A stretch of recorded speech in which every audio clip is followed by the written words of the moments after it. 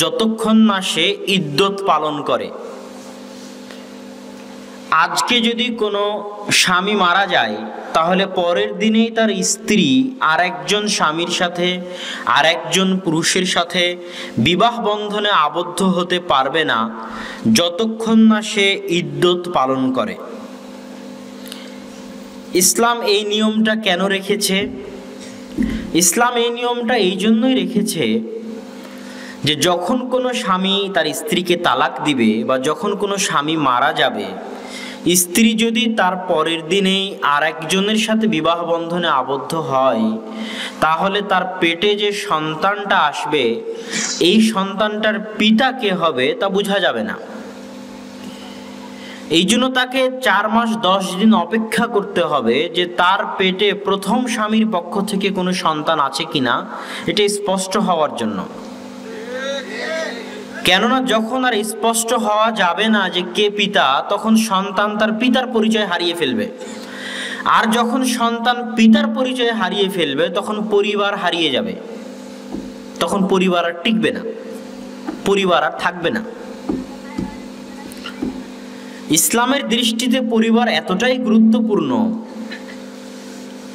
যে আল্লাহ এবং তার রাসূল সাল্লাল্লাহু আলাইহি ওয়াসাল্লাম কোনো স্বামী যদি তার স্ত্রীকে তালাক দিতে চায়, তাহলে এক বৈঠকে, এক মজলিসে, একই সময়ে, একই সাথে হাসি মজাকে বা রাগের মাথায় 3 তালাক দিয়ে স্ত্রীকে বিচ্ছিন্ন করে দিবে, এই সুযোগ ইসলামে নাই।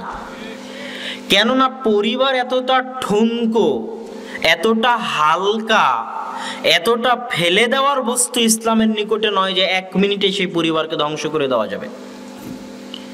ইসলাম বলেছে তুমি যদি তোমার স্ত্রীকে তালাক দিতে চাও, তাহলে 3 মাস ভাবো, 3 মাস চিন্তা ভাবনা করো। প্রথম মাস চিন্তা ভাবনা করে 1 তালাক দাও, আবার চিন্তা ভাবনা করো, পরের মাস চিন্তা ভাবনা করে 2য় তালাক দাও, আবার চিন্তা ভাবনা করো, তারপরে 3য় মাস চিন্তা ভাবনা করে 3য় তালাক দাও। তুমি তোমার পরিবার শেষ করবা না রাখবা, এই সিদ্ধান্ত তোমাকে কমসে কম 3 মাসে নিতে হবে। কেননা পরিবার ইসলামের অনেক গুরুত্বপূর্ণ একটি বিষয়। 4 নম্বর পয়েন্ট, ইসলামে মুসলমানের রক্ত হারাম, মুসলমানের ধন সম্পদ হারাম, মুসলমানের ইজ্জত মান সম্মান হারাম। তার মানে হচ্ছে আমি কোনো মুসলিমের গায়ে হাত দিতে পাবো না, কেননা তার রক্ত হারাম। আমি কোনো মুসলিমের টাকা পয়সা চুরি ছিনতাই ডাকাতি করতে পারবো না, কেননা তার মাল ধন সম্পদ হারাম। আমি কোনো মুসলমানের গীবত, অপবাদ, তোহমত করতে পারবো না, কেননা তার মান সম্মান হারাম। কেমন হারাম? আল্লাহর রাসূল বলতেছেন, তোমরা আজকে আইয়ু শাহরিন হাদা, এটা কোন মাসে তোমরা আছো? বিদায় হজ্জের ভাষণ। তো বলে আল্লাহ রাসূল এটা জিলহজ মাস। তো বলে আইয়ু ইয়াউমিন হাদা, এটা কোন দিন? তো আল্লাহ রাসূল এটা আরাফার দিন। তো বলে আইয়ু বালাদিন হাদা, এটা কোন শহর? তো বলে এটা আল্লাহ রাসূল মক্কা শহর।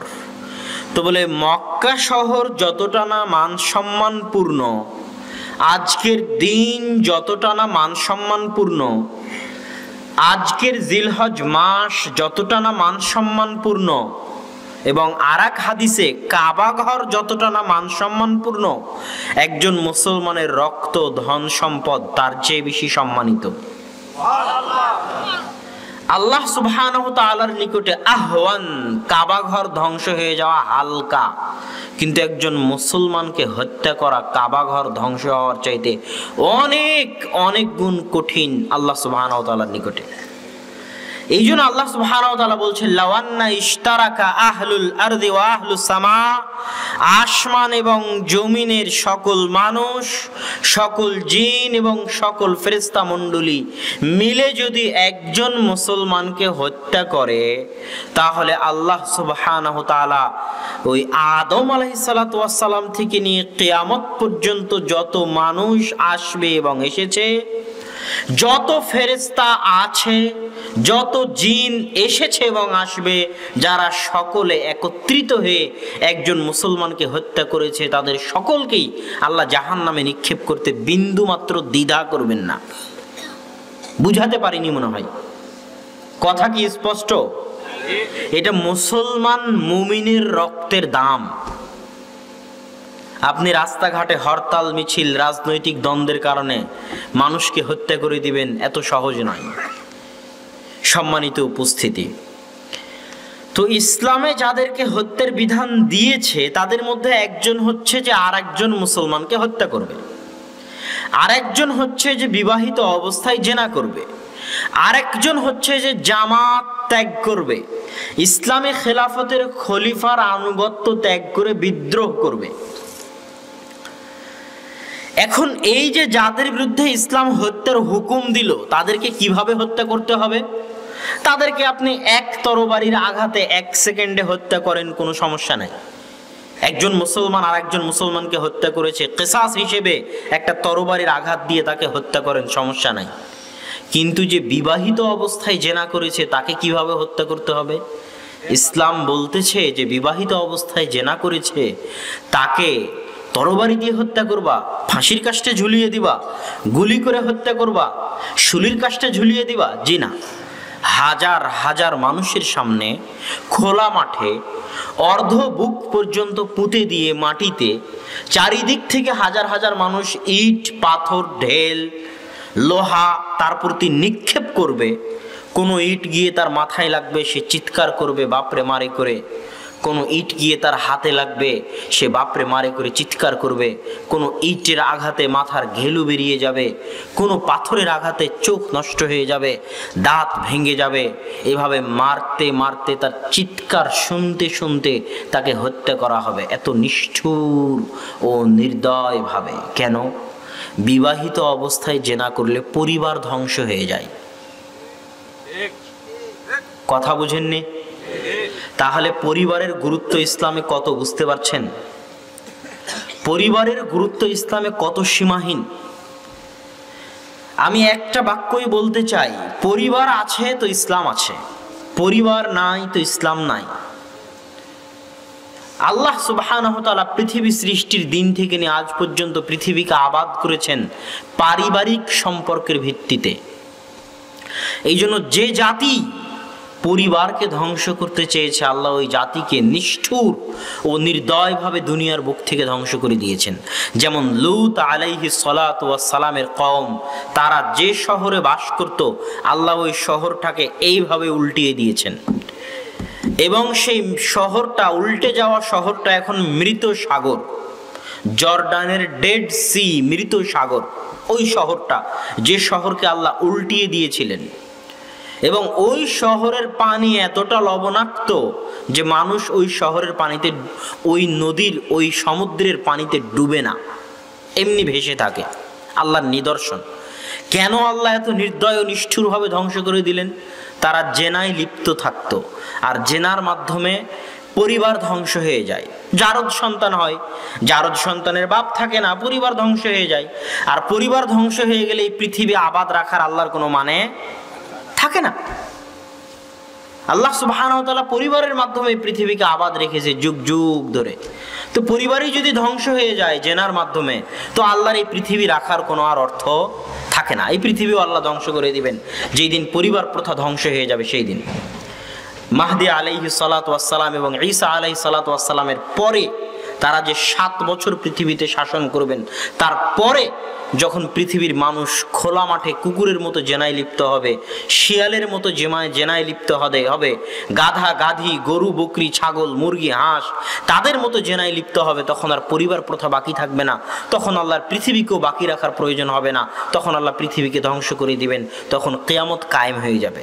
তথা পৃথিবীও ততদিন থাকবে যতদিন পরিবার প্রথা থাকবে। তো পরিবার আছে তো ইসলাম আছে, পরিবার নাই তো ইসলাম নাই। এই জন্য একটি আদর্শ পরিবার, একটি ইসলামী পরিবার ইসলামের সবচেয়ে বড় দাবি। আল জিল আস-সালেহ পরবর্তী প্রজন্ম। আজকে যে ছোট ছোট বাচ্চাগুলো আছে এই বৈঠকেও, এই সম্মেলনেও আছে, এরা আজ থেকে 20 বছর পর বাংলাদেশ আবাদ করবে, এরা আজ থেকে 20 বছর পর পৃথিবী আবাদ করবে। এই সন্তানগুলোকে যদি সৎ করে গড়ে তোলা না যায়, এই সন্তানগুলোকে যদি আদর্শবান করে গড়ে তোলা না যায়, চরিত্রবান করে গড়ে তোলা না যায়, তাহলে এই পৃথিবী আর বসবাসের যোগ্য থাকবে না। এই জন্য ইসলামের সবচেয়ে বড় মাকসাদ হচ্ছে সৎ প্রজন্ম গড়ে তোলা, সৎ সন্তান গড়ে তোলা। এই সৎ সন্তান, এই সৎ প্রজন্ম আমরা কিভাবে পাবো? আমরা কিভাবে একটি আদর্শ পরিবার গড়ে তুলব? এই আদর্শ পরিবার গড়ে তোলার শুরুটা হয় বিবাহের মাধ্যমে।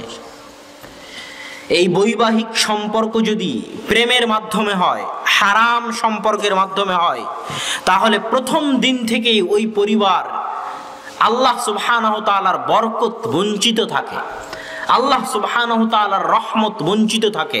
রাসূল সাল্লাল্লাহু আলাইহি ওয়াসাল্লাম বলেছেন, তুনকাহুল মারআতু লিআরবাইন, তোমরা বিবাহ করো 4টি জিনিস দেখে, করে থাকো। আমি জানি তোমরা করো এই কাজ, যে তোমরা 4টি জিনিস দেখে বিবাহ করো। 1 লিজামালিহা, তোমরা বিবাহ করার সময় মেয়ের সৌন্দর্য দেখো। 2 লিহাসবিহা, তোমরা বিবাহ করার সময় মেয়ের বংশমর্যাদা দেখো।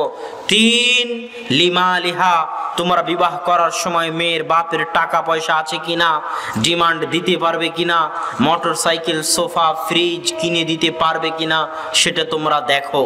তবে জেনে রাখো, আমি মুহাম্মদ সাল্লাল্লাহু আলাইহি ওয়াসাল্লাম তোমাদেরকে বলে যাচ্ছি, ফাজফার বিযাতিদ্দিন, যদি সৌন্দর্য নাও পাও, যদি টাকা পয়সা নাও পাও, যদি বংশ নাও পাও,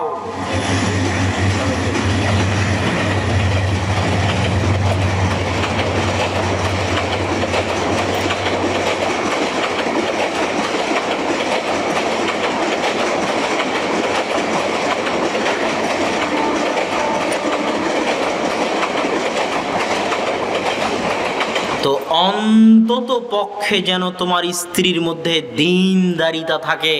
এই দীনদারিতা দেখে তোমরা বিবাহ করিও, কেননা একটি আদর্শ পরিবারের সবচেয়ে গুরুত্বপূর্ণ সদস্য একজন আদর্শবান স্ত্রী, একজন দীনদার স্ত্রী, একজন পরহেজগার স্ত্রী, একজন সৎ সতী সাধবী আল্লাহ ভীরু স্ত্রী।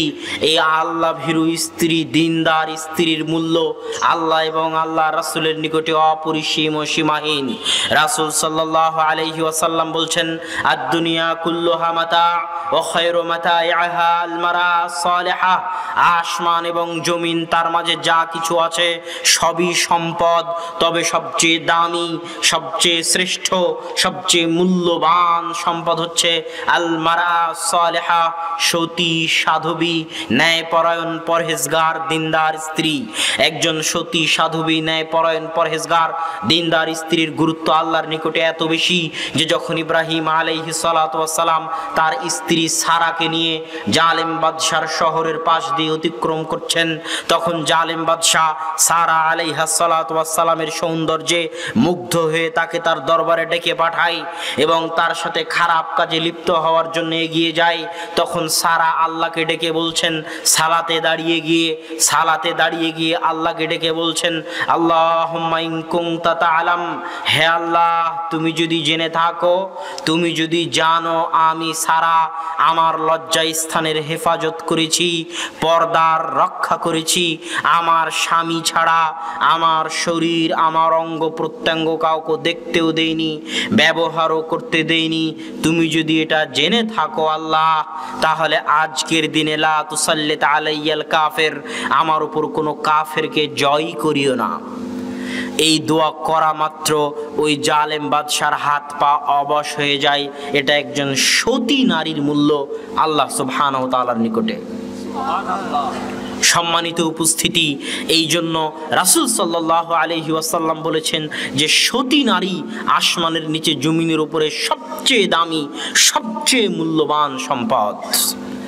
তো এই জন্য রাসূল সাল্লাল্লাহু আলাইহি ওয়াসাল্লাম নির্দেশ দিচ্ছেন যেন বিবাহের সময় যুবক তুমি কারো প্রেমে পড়ে, কারো চেহারায় মুগ্ধ হয়ে, কারো টাকা পয়সায় মুগ্ধ হয়ে বিবাহ করিও না। স্থায়ীভাবে তুমি পরিবারকে ধ্বংস করে দিবে। বিবাহ করলে দিনদারিতা দেখে বিবাহ করো, ন্যায় পরায়ণতা পরহেজগারিতা দেখে বিবাহ করো, তোমার পরিবার সুন্দর হবে। আমি তুমি বুঝি আর না বুঝি, আমি তুমি মেয়েদের গুরুত্ব বুঝি আর না বুঝি, আমি তুমি নারীদের গুরুত্ব বুঝি আর না বুঝি, আমি তুমি একজন সতী নারীর মর্যাদা বুঝি আর না বুঝি, ইহুদি খ্রিস্টান অবশ্যই বুঝে। তারা জানে যে মুসলমান জাতির মেয়েদেরকে যদি নষ্ট করে দেওয়া যায়, মুসলমানের মেয়েদেরকে যদি ধ্বংস করে দেওয়া যায়, মুসলমানের মেয়েদেরকে যদি রাস্তায় বের করে আনা যায়, মুসলমানের মেয়েদেরকে যদি বেপর্দা হয়ে চাল চালাতে পারা যায়, মুসলমানের মেয়েদেরকে যদি গার্মেন্টস কাজকর্ম, অফিস আদালত সব জায়গায় বেহায়াপনা বেলেল্লাপনা ছড়িয়ে দেওয়া যায়, তাহলে এই সমস্ত নারীর পেট থেকে সালাহুদ্দিন আইয়ুবীর জন্ম হবে না। এই সমস্ত মাদের পেট থেকে ওমর ইবনুল খাত্তাব, তারিক বিন জিয়াদ, মোহাম্মদ বিন কাসেমের জন্ম হবে না। বরং এরা জাতিকে কুলাঙ্গার সন্তানি উপহার দিয়ে যাবে যদি তারা নিজেরা কুলাঙ্গার হয়ে থাকে। এটা ইহুদি খ্রিস্টানরা জানে, আমি আপনি জানি আর না জানি।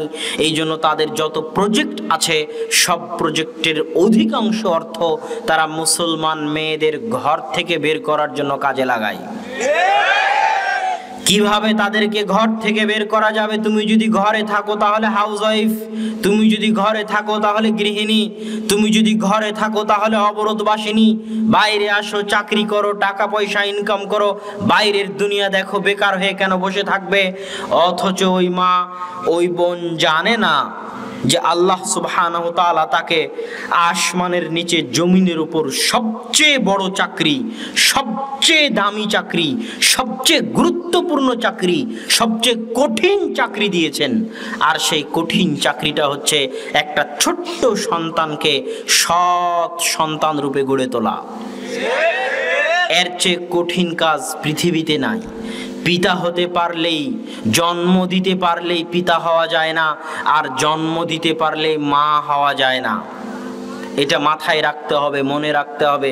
পিতা হওয়া, সন্তান লালন পালন করা, সন্তানকে কন্ট্রোলে রাখা এবং সন্তানকে আদর্শবান করে গড়ে তোলা, সৎ করে গড়ে তোলা পৃথিবীর কঠিন কাজগুলোর একটি। পারমাণবিক বম বানানো অত কঠিন নয়, মঙ্গল গ্রহে যাওয়াও অত কঠিন নয়, আর চাঁদে যাওয়াও অত কঠিন নয় যত কঠিন একটা ছোট্ট শিশুকে সৎ মানুষ রূপে গড়ে তোলা যত কঠিন। কিভাবে গড়ে তুলবেন সেটাই আজকের বক্তব্যের বিষয়বস্তু। মা এবং বোনদের উদ্দেশ্যে এবং উপস্থিত পিতা, অভিভাবক ও যুবকদের উদ্দেশ্যে যে একটি আদর্শ এবং সৎ পরিবার, একটি ইসলামী পরিবার কিভাবে গড়ে তোলা যায়। তার প্রথম ধাপ হচ্ছে দিনদার মেয়ে বিবাহ করতে হবে। প্রেমের সম্পর্কের মাধ্যমে বিবাহ হওয়া হবে না। সেই বিবাহে আল্লাহর বরকত থাকে না। যে বিবাহ আল্লাহর নাফরমানির মাধ্যমে সংঘটিত হয়, ওই বিবাহে আল্লাহর বরকত থাকে না। যেই বিবাহ আল্লাহ রাসূলের সুন্নাতকে পদদলিত করার মাধ্যমে সংঘটিত হয়। এই জন্য দ্বিতীয় পর্যায়ে দিনদার স্ত্রী চয়ন করার পরের পর্যায়ে গাবতলী, বগুড়া থেকে শুরু করে বাংলাদেশে প্রচলিত বিবাহের যত অনুষ্ঠান আছে, যত কৃষ্টি কালচার আছে, যত অপসংস্কৃতি আছে, যত রসম রেওয়াজ আছে, এই সমস্ত ইসলাম বিরোধী সকল রসম রেওয়াজকে উপেক্ষা করে, পা দিয়ে পিষে দিয়ে, ভেঙে দিয়ে একমাত্র সুন্নতি পদ্ধতিতে বিবাহ বন্ধনে আবদ্ধ হলে ওই সংসারে আল্লাহর পক্ষ থেকে বরকত অবতীর্ণ হবে। কেননা বিবাহ আপনার নিজের বিষয় নয়। আপনি মনে করলেন বিবাহ আপনার নিজের বিষয়, জি না। বিবাহ হচ্ছে সুন্নাত। বিবাহ কি? আল্লাহর রাসূলের সুন্নাত। এই জন্য বিবাহ যদি করতে চান তাহলে আল্লাহর রাসূলের পদ্ধতিতেই করতে হবে। আপনার নিজের পদ্ধতি, নিজের মন মানানি, নিজের ইচ্ছা, নিজের চাহিদার বাস্তবায়ন আপনি বিবাহে করতে পারবেন না। কেননা বিবাহ আল্লাহর রাসূলের রেখে যাওয়া সুন্নাত। আমাদের সমাজে আমরা বিবাহকে কঠিন বানিয়ে ফেলেছি। বিবাহ করতে কি লাগে? বিবাহ করতে মেয়ের বাপ লাগে। মেয়ের বাপ ছাড়া বিবাহ হয় না। যত বড় আলেম ফতোয়া দিক, যত বড় মুফতি ফতোয়া দিক, মেয়ের পিতা অথবা পিতার সম্মতি, মেয়ের পিতা অথবা মেয়ের পিতার সম্মতি ছাড়া বিবাহ হয় না, সেটা জেনা হয়।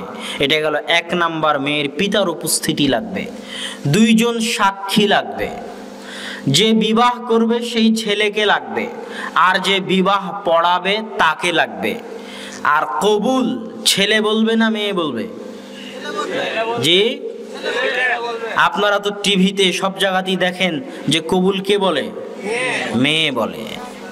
মেয়ের কাছে কেউ ওই সাক্ষী উকিল বাপ হয়ে যাওয়ারও সিস্টেম ইসলামে নাই।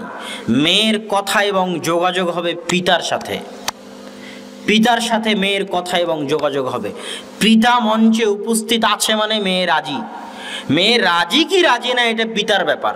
সে আগের দিন জানুক, 10 দিন আগে জানুক, 15 দিন আগে জানুক, সে মেয়ের সম্মতি জেনে নেবে।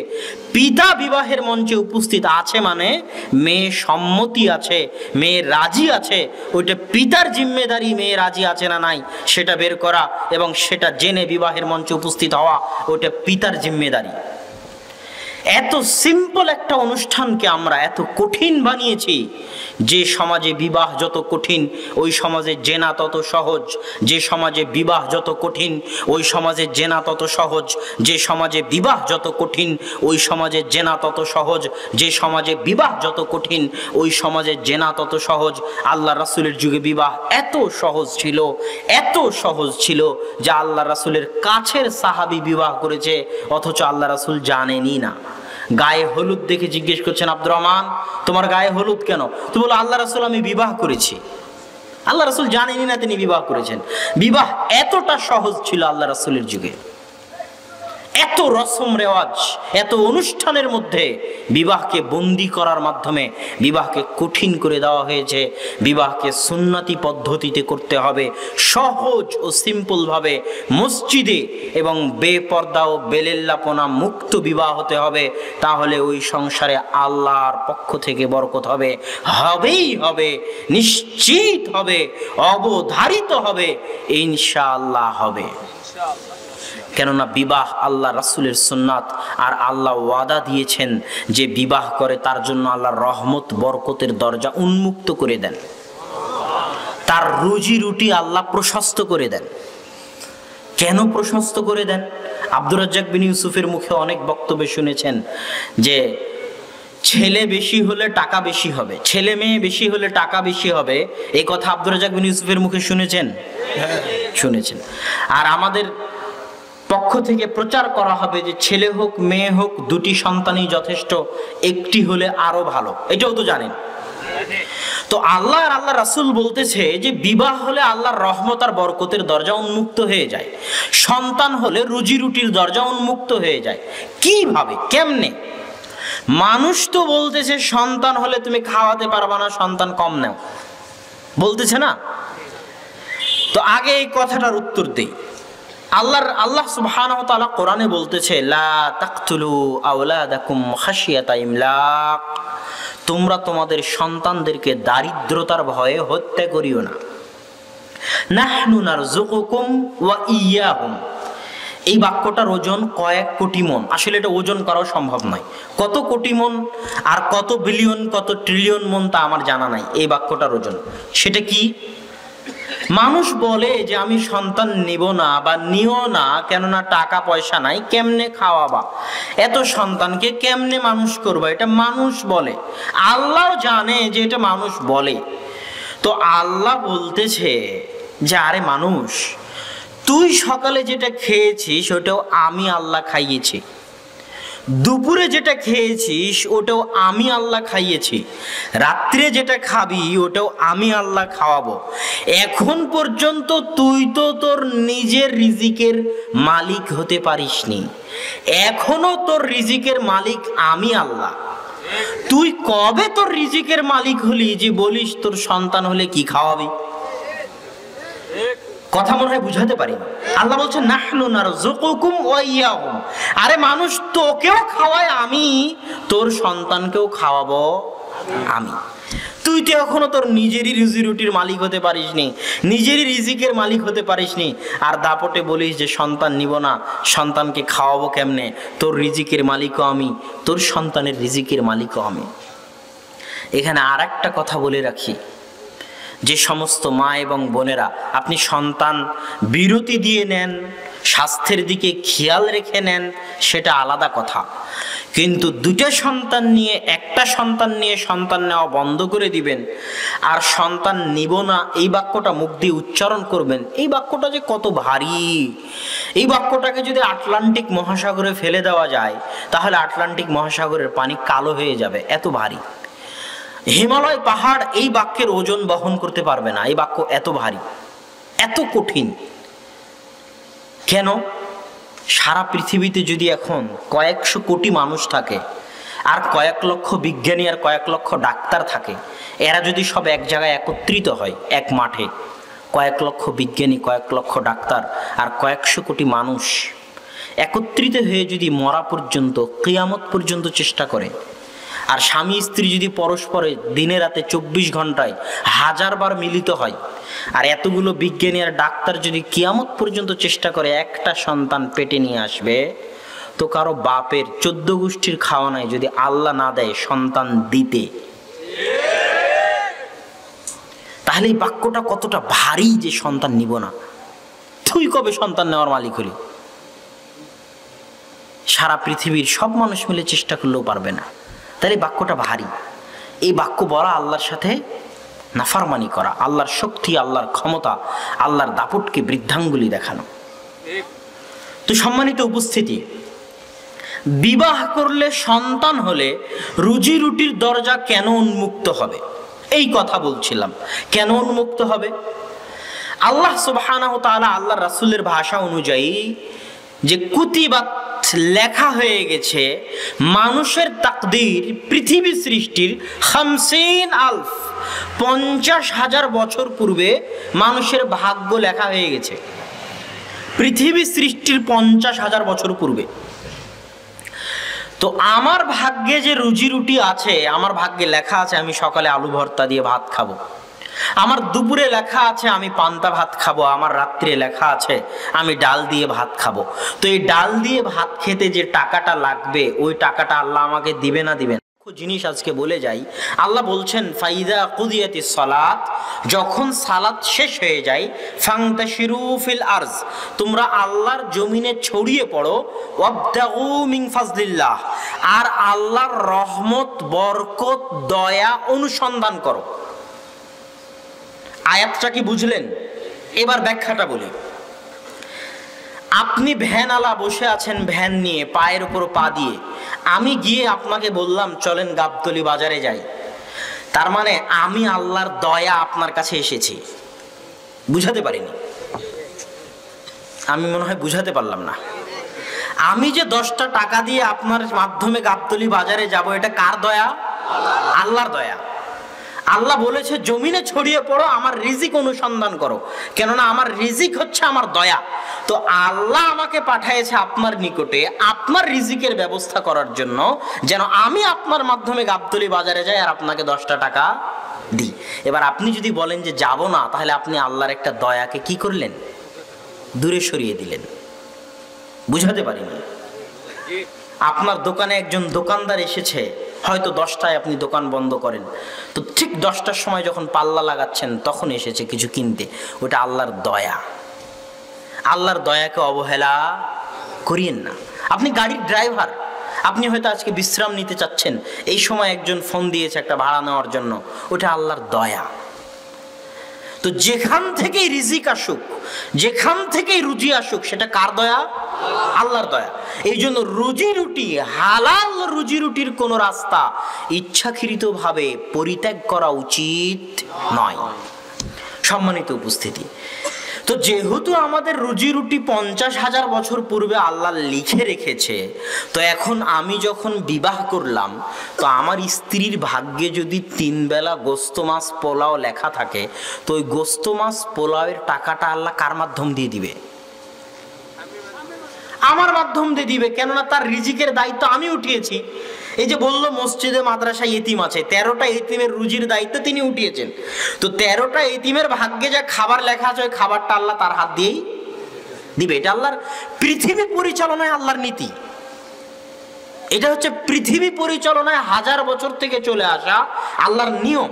আল্লাহ বলছে পৃথিবীতে একটা পিঁপড়াও চলে না, একটা মাছিও চলে না, একটা মশাও চলে না, একটা উট, গরু, ছাগল, ভেড়া, চতুষ্পদ জন্তু, জীবজন্তু, জানোয়ার, যত হাজার কোটি জীবজন্তু জানোয়ার হোক সারা পৃথিবীতে, সকলের প্রত্যেক দিনের কি খেতে হবে, কি রুজি দিতে হবে সেটা আমার কাছে আছে। ওই চিন্তা কার? চিন্তা আল্লাহ। এই জন্য ওমর রাদিয়াল্লাহু তাআলা আনহু বলছেন, লাউ তাওয়াক্কালতুম আলাল্লাহি হাক্কা তাওয়াক্কুলিহি, তোমরা যদি আল্লাহর উপর সত্যিকার ভরসা করতে পারো, লারাযাকতুমুল্লাহ, আল্লাহ তোমাদেরকে রিজিক দিবেন, কামা ইয়ারযুকুত তায়র, যেমন আল্লাহ পাখিকে রিজিক দেন। পৃথিবী সৃষ্টির প্রথম দিন থেকে নিয়ে আজ পর্যন্ত আজকেও পৃথিবীর হাজার লক্ষ কোটি পাখি তাদের ঘর থেকে তাগদু খেমাসা, খালি পেটে বের হয়েছে, ওয়াতারুহু বিতানা, আর আজকে তাদের ঘরে ফিরে এসেছে ভরা পেটে। তো প্রত্যেক দিন তাদের রুজির ব্যবস্থা কে করতেছে? আল্লাহ করতেছে। এবার যখন আপনার একটা সন্তান হবে, ওই সন্তানকে যতদিন আপনি বিবাহ দিয়ে আলাদা না করে দিয়েছেন, ততদিন ওই সন্তানের যা যা প্রয়োজন সেই টাকাটা আল্লাহ কার মাধ্যম দিয়ে দিবে? আপনার মাধ্যম দিয়ে দিবে। একটা হাদিস শুনেন, এই হাদিসটা বলে এই অংশের আলোচনা শেষ করে দিই। সেটা হচ্ছে রাসূল সাল্লাল্লাহু আলাইহি ওয়াসাল্লামের দরবারে একটা ছেলে আহলে সুফফা মসজিদে নববীতে বসে কোরআন এবং হাদিস পড়ে। তার ভাই আল্লাহর রাসূলের কাছে এসে অভিযোগ করেছে, ইশতাকা, অভিযোগ করেছে কি? আল্লাহ রাসূল, ইন্নালি আখ, আমার একটা ভাই আছে, আপনার মসজিদে নববীতে সারাদিন বসে পড়াশোনা করে, আর আমি মুহতারিফ, পেশাজীবী মানুষ, আমাকে খেটে খেতে হয়। আমার ভাই তো আমার কাছে সহযোগিতা করে না, পাল্টা আমাকে আমার ভাইয়ের খাবার, খাদ্যদ্রব্য, রুজি রুটির ব্যয়ভার বহন করতে হয়। আল্লাহ রাসূল, আপনি একটু আমার ভাইকে বলেন না আমার ভাই যেন আমার কাজে সহযোগিতা করে। তখন আল্লাহ রাসূল বলতেছেন, লাআল্লাকা তুরযাকু বিহি, শুনে রাখো হে সাহাবী, এখন তুমি যে রুজি রুটি টাকা পয়সা উপার্জন করতেছ, এই রুজি রুটি টাকা পয়সা তুমি এই জন্যই উপার্জন করতেছ যে তুমি তোমার একটা ভাই যে মাদ্রাসায় পড়ে তার রিজিকের ব্যয়ভার বহন করো। ওই রিজিকের ব্যয়ভার বহন করার বদৌলতে আল্লাহ তোমার রুজি রুটিতে বরকত দেয়। তুমি যদি এটা বন্ধ করে দাও তাহলে এখন যা ইনকাম করতেছ এটাতেও তুমি বরকত হারিয়ে ফেলবে, বেশি হওয়া তো বহু দূরের কথা। এই হাদিস স্পষ্ট প্রমাণ করে যে আপনার সন্তান যত বেশি হবে, যতজনের দায়িত্ব আপনি গ্রহণ করবেন, আল্লাহ আপনার তত রুজি রুটিতে ততটা প্রশস্ততা দিবে। আর বিবাহ করলে কেন আরো রহমতের দরজা উন্মুক্ত হয়? রাসূল সাল্লাল্লাহু আলাইহি ওয়াসাল্লাম বলছেন, ওয়ামা আনফাকার রাজুলু আলা নাফসিহি আও আহলিহি ওয়া ওয়ালাদিহি ওয়া খাদিমিহি ফাহুয়া লাহু। বিবাহ করার পর থেকে একটা মানুষ যদি সৎ নিয়তে, সঠিক নিয়তে একটা টাকা নিজের উপর ব্যয় করে, একটা টাকা তার সন্তানের পড়াশোনার জন্য ব্যয় করে, একটা টাকা তার স্ত্রীর চিকিৎসার জন্য ব্যয় করে, তাহলে এই ব্যয় করা প্রত্যেকটা টাকা যা সে নিজের জন্য করেছে, তার সন্তানের জন্য করেছে, তার স্ত্রীর জন্য করেছে, তার পিতা মাতার জন্য করেছে, সবই কিয়ামতের মাঠে তার জন্য সাদকা হিসেবে গণ্য হবে। তাহলে কতটা আপনার সামনে রহমত এবং বরকতের দরজা একটা সঠিক পরিবার উন্মুক্ত করে দেয়। সম্মানিত উপস্থিতি, বিবাহ করে বাসর ঘরে নিয়ে আসলেন, বাসর ঘরে নিয়ে এসে স্ত্রীর কপালে হাত দিয়ে দোয়া করতে হবে, আল্লাহুম্মা ইন্নী আসআলুকা খায়রাহা ওয়া খায়রা মা জাবালতা ফিহা ওয়া আউযু বিকা মিন শাররিহা ওয়া শাররি মা জাবালতা ফিহা। হে আল্লাহ, আমার স্ত্রীর মধ্যে যে কল্যাণ আছে সেই কল্যাণ আমি চাই, আর আমার স্ত্রীর মধ্যে যে অকল্যাণ আছে সে অকল্যাণ থেকে আমি পরিত্রাণ চাই। তারপরে স্বামী স্ত্রী দুইজন মিলে 2 রাকাত সালাত আদায় করতে হবে। 2 রাকাত সালাত আদায় করে আল্লাহর নিকটে এই পরিবারের জন্য রহমত, বরকত এবং শান্তির দোয়া আল্লাহর নিকটে চাইতে হবে। কেননা আল্লাহ রহমত বরকত না দিলে রহমত বরকত সম্ভব নয়, কোনো দিনই সম্ভব নয়। এবার যখন স্বামী স্ত্রী মিলিত হতে যাবেন, স্বামী স্ত্রী যখন সহবাস যেটাই বলেন সাংসারিক জীবনে যখন মিলিত হতে যাবেন, যেটা আপনার জন্য আনন্দের বিষয়, যেটা আপনার জন্য হাসির বিষয়, সেটা ইসলামের নিকটে অনেক দামি। কেননা ওখান থেকে পরবর্তী প্রজন্ম আসবে, আর ইসলামের পরবর্তী প্রজন্মের অনেক দাম, অনেক গুরুত্ব। এই জন্য ইসলাম ওখানেও দোয়া শিখিয়ে দিয়েছে, ইসলাম ওখানেও দোয়া শিখিয়ে দিয়েছে, বিসমিল্লাহ আল্লাহুম্মা জান্নিবনা শাইতান ওয়া জান্নিবিশ শাইতানা মা রাযাকতানা। হে আল্লাহ, আজকে আমরা যে সাংসারিক জীবনে লিপ্ত হচ্ছি, এই সাংসারিক জীবন থেকে যদি কোনো সন্তান আসে, তাহলে তুমি সেই সন্তানকে শয়তানের সংস্পর্শ থেকে দূরে রাখিও। কত সুন্দর ইসলামের পরিকল্পনা শুধু একটা সন্তানকে নিয়ে। কেননা ওই সন্তান ইসলামের নিকটে সবচেয়ে দামি, আপনার নিকটে দামি হোক আর না হোক। এই দোয়া পড়ে যখন আপনি আপনার স্ত্রীর সাথে সংসার জীবনে লিপ্ত হবেন, তখন ওটার মাধ্যমে যে সন্তান আসবে, সেই সন্তানের মধ্যে বরকত রহমত থাকবে, ওই সন্তান সুসন্তান হিসেবে গড়ে উঠবে।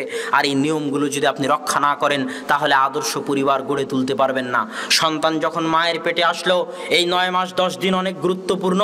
এই 9 মাস 10 দিন মায়ের হায়েজ, মায়ের ঋতু বন্ধ থাকে। কেননা মায়ের রক্ত থেকে সন্তান খাদ্য গ্রহণ করে, যেটা জন্মের পর নাভি কেটে ফেলা হয়, নাড়ি কেটে ফেলা হয়, ওটার মাধ্যমে সন্তান মায়ের রক্ত থেকে খাবার গ্রহণ করে, মায়ের রক্ত থেকে খাদ্য গ্রহণ করে। এই 9 মাস 10 দিন যদি মা টিভি সিরিয়ালের সামনে বসে থাকে, এই 9 মাস 10 দিন যদি মা সালাত আদায় না করে, এই 9 মাস 10 দিন যদি মা কোরআন তেলাওয়াত থেকে দূরে থাকে, এই 9 মাস 10 দিন যদি মা বউয়ের সাথে, শাশুড়ির সাথে ঝগড়ায় লিপ্ত থাকে, এই 9 মাস 10 দিন যদি মা পরকীয়ায় লিপ্ত থাকে, তাহলে প্রত্যেকটা কুকর্মের প্রভাব তার পেটে থাকা নিষ্পাপ সন্তানের উপর পড়বে, এবং ওই নিষ্পাপ সন্তান ভবিষ্যতে কুসন্তান হিসেবে গড়ে উঠবে। আদর্শ সন্তান হিসেবে গড়ে ওঠার সম্ভাবনা তখন অনেক অনেক কম থাকবে। এই জন্য 9 মাস 10 দিন মাকে সচেতন, সজাগ, আদর্শবান, পরহেজগার, তাকওয়াবান, কোরআন তেলাওয়াতকারিনী, সালাত আদায়কারিনী, সিয়াম পালনকারিনী এবং আল্লাহ ভীরু অবস্থায় কাটাতে হবে। নিজের জন্য না হলেও সন্তানের জন্য, ভবিষ্যৎ প্রজন্মের জন্য আদর্শ সন্তান পাওয়ার আশায়। সন্তান যখন দুনিয়াতে ভূমিষ্ঠ হবে, সন্তান দুনিয়াতে ভূমিষ্ঠ হওয়ার পর প্রথম কাজ হচ্ছে সন্তানের কানে আজান দিতে হবে। রাসূল সাল্লাল্লাহু আলাইহি ওয়াসাল্লাম আযানা ফি উযুনিল হাসান হিনা ওয়ালাদাতহু ফাতেমা, যখন ফাতেমা হাসান রাদিয়াল্লাহু তাআলা আনহুকে জন্ম দিলেন, তখন আল্লাহ রাসূল তার কানে আজান দিয়েছিলেন। কেননা দুনিয়াতে আসার পর সর্বপ্রথম যে আওয়াজটা ইসলাম তাকে শোনাতে চায়, সেটা ইসলামের একাত্মবাদের আওয়াজ, আল্লাহর কালেমায়ে শাহাদাতের আওয়াজ, আল্লাহর কালেমা তাইয়্যিবার আওয়াজ, আল্লাহর মহত্বের আওয়াজ, আল্লাহর বড়ত্বের আওয়াজ। দুনিয়াতে আসার পর প্রথম যে আওয়াজটা সে শুনবে, সেটা যেন আল্লাহর বড়ত্ব, আল্লাহর মহত্ব, কালেমায়ে শাহাদা, কালেমা তাইয়্যিবার আওয়াজ হয়, যাতে এটার প্রভাব তার উপরে মরা পর্যন্ত থাকে। এটা ইসলামের পরিকল্পনা। একটা ছোট্ট সন্তানকে নিয়ে, দীর্ঘমেয়াদী ইসলামের পরিকল্পনা একটা ছোট্ট সন্তানকে নিয়ে। এবার যখন এই সন্তানকে কানে আজান দিয়ে দিলেন, তখন দ্বিতীয় কাজ কি? আবু মুসা আশআরী রাদিয়াল্লাহু তাআলা আনহু থেকে বর্ণিত, তিনি বলেন, ইদা ওয়ালিদালি ওয়ালাদুন, যখন আমার সন্তান জন্ম হলো, আতাইতু বিহিন নবী সাল্লাল্লাহু আলাইহি ওয়াসাল্লাম, আমি আমার সন্তানকে নিয়ে আল্লাহর রাসূলের দরবারে আসলাম। ফাদা লাহু বিল বারাকাহ, আল্লাহ রাসূল আমার সন্তানের জন্য বরকতের দোয়া করে দিলেন। ওয়া সাম্মা লাহু ইব্রাহিম, আল্লাহ রাসূল আমার সন্তানের নাম রাখলেন ইব্রাহিম। ওয়া হান্নাকা লাহু বিতামারাতিন, আল্লাহ রাসূল একটা খেজুর নিয়ে তার মুখের মধ্যে দিয়ে খেজুরটা চাবালেন, চাবিয়ে নরম করে আল্লাহ রাসূলের পবিত্র মুখের লালা মিশ্রিত ওই নরম হওয়া খেজুরটা ওই ছোট্ট বাচ্চা, আমি যে বাচ্চাকে নিয়ে গেছিলাম, আবু মুসা আশআরী বলতেছেন, তার মুখের মধ্যে দিয়ে দিলেন। এটাকে বলা হয় তাহনিক। সন্তান পৃথিবীতে আসার পরে প্রথম যে আওয়াজটা শুনলো, সেটা ইসলামের আওয়াজ। এবার প্রথম যে সংস্পর্শটা, প্রথম যে খাবারটা তার পেটে যাবে, প্রথম যে সংস্পর্শটা সে পাবে, সেটা যেন একটা সৎ মানুষের, একটা পরহেজগার মানুষের, একটা তাকওয়াবান মানুষের সংস্পর্শ হয়। এই জন্য সন্তান হওয়ার পর আপনার জানা মতে সমাজে, গ্রামে যে পরহেজগার মানুষ, তাকওয়াবান মানুষ, আল্লাহ ভীরু মানুষ, তার নিকটে নিয়ে গিয়ে সন্তানের তাহনিক করাবেন, যেন তার সংস্পর্শের প্রভাবে সন্তান যেন ভালো হয়, এই আশা যেন করতে পারেন, এই ধারণা যেন রাখতে পারেন, এই দোয়া যেন করতে পারেন। এটা হলো সন্তান হওয়ার পর দ্বিতীয় কাজ। এবার সন্তান হওয়ার পর সপ্তম দিনে তিনটে কাজ। একটা ছোট্ট সন্তানকে নিয়ে ইসলামের কত দীর্ঘমেয়াদী পরিকল্পনা, একটি পরিবারকে নিয়ে ইসলামের কত সুদীর্ঘ পরিকল্পনা, তা আমি আপনাকে ভাষায় প্রকাশ করতে ব্যর্থ। সপ্তম দিনে তিনটে কাজ। রাসূল সাল্লাল্লাহু আলাইহি ওয়াসাল্লাম বলছেন, আল গোলাম মুরতাহানুম বিআকিকাতিহি, সন্তান তার আকিকার সাথে বন্ধক থাকে, সন্তান তার আকিকার সাথে বন্ধক থাকে। আমি আপনাকে বললাম 10,000 টাকা দেন, এই মোবাইলটা বন্ধক রাখেন। এবার ওই মোবাইলটা বন্ধক থেকে খুলতে গেলে, বন্ধক থেকে মুক্ত করতে গেলে আমাকে 10,000 টাকা দিতে হবে। সন্তান দুনিয়াতে এসেছে কিন্তু এখনো বন্ধক আছে। এই সন্তানকে বন্ধক থেকে মুক্ত করতে গেলে আল্লাহ রাসূলের হাদিস, আল্লাহ রাসূল বন্ধক শব্দই ব্যবহার করেছেন। সন্তানকে বন্ধক থেকে মুক্ত করতে গেলে রক্ত প্রবাহিত করতে হবে আল্লাহর নামে। যদি ছেলে সন্তান হয় 2টি রক্ত, যদি মেয়ে সন্তান হয় তো 1টি রক্ত। আল্লাহর নামে প্রবাহিত না করা পর্যন্ত ওই সন্তান বন্ধক থেকে যায়, বন্ধক থেকে মুক্ত হতে পারে না, ওই সন্তান বন্ধক থেকে যায়। আল্লাহ রাসূল হাদিসে বলছেন, তাই 7ম দিনে সর্বপ্রথম কাজ হবে সন্তানকে বন্ধক মুক্ত করা, তার নামে আকিকা দেওয়ার মাধ্যমে। এবার দ্বিতীয় কাজ হবে 7ম দিনে সন্তানের নাম রাখা। রাসূল সাল্লাল্লাহু আলাইহি ওয়াসাল্লাম ইবনে হিব্বানের হাদিসে বলছেন, আহসিনু আসমা আওলাদিকুম, তোমরা তোমাদের সন্তানের সুন্দর নাম রাখো। কেন সুন্দর নাম রাখতে হবে? ইসলামে কুলক্ষণ শিরিক কিন্তু ইসলামে সুলক্ষণ জায়েজ। ইসলামে কুলক্ষণ শিরিক কিন্তু ইসলামে সুলক্ষণ জায়েজ। কুলক্ষণ মানে বাড়ি থেকে গাড়ি নিয়ে বের হলেন, সামনে দিয়ে বিড়াল পার হয়ে গেল তো বললেন বিল্লি রাস্তা কাট গাই, বিল্লি রাস্তা পার হয়ে গেছে, সামনে কোনো খারাপ কিছু অপেক্ষা করতেছে, এটা শিরিক। বাড়ি থেকে বের হলেন, খারাপ কিছু ঘটলো, আপনি বললেন আজকের দিনটাই খারাপ, এটা শিরিক। হুতুম পেঁচা ডাকলো, আপনি বললেন কোনো বিপদ আসতে পারে, এটা শিরিক। কেননা ইসলামে কুলক্ষণ নাই কিন্তু ইসলামে সুলক্ষণ আছে। সুলক্ষণ গ্রহণ করা যায়, জায়েজ। সুলক্ষণ গ্রহণ করা ভালো। আব্দুল মুত্তালিব যখন তার পোতা হলো তখন আব্দুল মুত্তালিব বলল, আমি আমার সন্তানের নাম রাখবো, আমার পৌত্রের নাম রাখবো মুহাম্মদ। কেননা মুহাম্মদ শব্দের অর্থ হচ্ছে প্রশংসিত। আমার সন্তানের এই সুন্দর নাম আমি এই জন্য রাখতে চাই, এটা দিয়ে আমি সুলক্ষণ গ্রহণ করতে চাই যেন সত্যি আমার এই সন্তান সারা পৃথিবীতে একজন প্রশংসিত ব্যক্তিতে পরিণত হতে পারে। মুহাম্মদ সাল্লাল্লাহু আলাইহি ওয়াসাল্লাম কি সারা পৃথিবীতে সবচেয়ে প্রশংসিত ব্যক্তি নয়? এটা হচ্ছে নাম থেকে সুলক্ষণ গ্রহণ করা। তাই খবরদার খারাপ নাম রাখবেন না। আল্লাহ রাসূল বলছে, আহসিনু আসমা আওলাদিকুম, যদি খারাপ নাম থাকে তো আজকে নাম চেঞ্জ করে দিন। নিজের নামও যদি খারাপ থাকে তো নিজের নামও চেঞ্জ করে দিন। নামের একটা অদৃশ্য প্রভাব আপনার উপর থাকে, যে অদৃশ্য প্রভাবের ফলে, ওই নামের প্রভাবের ফলে অনেক সময় অনেক কিছু হয়। যদি নাম ভালো হয় তাহলে সেই ভালো প্রভাবের ফলে, সেই তাফাউল সুলক্ষণের ফলে আশা করা যায় যে সন্তানও ভালো, সৎ এবং আদর্শবান হিসেবে গড়ে উঠবে। এটা হলো 7ম দিনের দ্বিতীয় কাজ। 7ম দিনের তৃতীয় কাজ, রাসূল সাল্লাল্লাহু আলাইহি ওয়াসাল্লাম বলছেন, ইহলিকি শা'রা রাসি ফাতাসাদ্দাকি বিওয়াজনিহি মিনাল ওয়ারিক। 7ম দিনে আকিকা হয়ে গেল, নাম সুন্দর রাখা হয়ে গেল। এবার 7ম দিনের তৃতীয় কাজ হচ্ছে ওই ছোট্ট বাচ্চার মাথায় এই 7 দিনে যতটুকু চুল গজিয়েছে ব্লেড দিয়ে, ওই 7 দিনের চুলটুকু কেটে দাড়ি পাল্লায় গ্রামের ওজনে যতটুকুই হোক না কেন মেপে অত সমপরিমাণ স্বর্ণ, অত সমপরিমাণ রৌপ্য আল্লাহর রাস্তায় ফি সাবিলিল্লাহ সাদকা করে দেওয়া, দান করে দেওয়া। এটা হচ্ছে 7ম দিনের তৃতীয় কাজ। এখানে একটা কথা মনে রাখবেন, দান করলে দুনিয়াবি এবং আসমানি বিপদ থেকে বেঁচে যাবেন। দান করলে দুনিয়াবি এবং আসমানি বিপদ থেকে বেঁচে যাবেন। যদি আপনি দান না করেন, যদি আপনি দান না করেন, যদি আপনি দান না করেন তাহলে আল্লাহ বলছেন, আমি কৃপণের সম্পদ বাই দ্য ওয়ে বের করে নেই। সিস্টেমে আমি কৃপণের সম্পদ বের করে নেই। যে দান করে না, যে দান করে না, আল্লাহ তার টাকা বের করবেই করবে। অন্য মাধ্যম দিয়ে বের করবে, অ্যাক্সিডেন্টের মাধ্যমে বের করবে, বিপদ আপদ দিয়ে বের করবে, কেস কোর্ট কাচারির মাধ্যমে বের করবে, বিচার সালিশের মাধ্যমে বের করবে।